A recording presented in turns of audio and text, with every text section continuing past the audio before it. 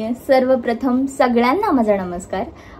प्रथम मी ह्या व्हिडिओच्या सुरुवातीला माझी ओळख करून देते। माझं नाव रोशनी गुरव आणि मी रिसेंटली आता YouTube वरती व्हिडिओज अपलोड करणं स्टार्ट केलेलं आहे। अष्टविनायक म्हणजे 8 गणपती आणि अष्टविनायक हा शब्द जो आहे तो संस्कृत मधून घेतलेला आहे। तर अष्टविनायक का करावे?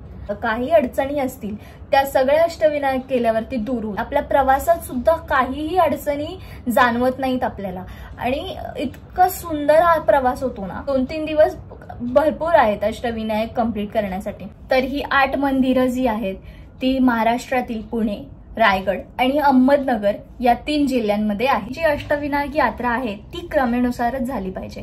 अष्टविनायक ही यात्रा रीतीनुसार यात्रेचा क्रम जो आहे त्याच क्रमाने ही सफलता आहे ती भक्तांना मिळते।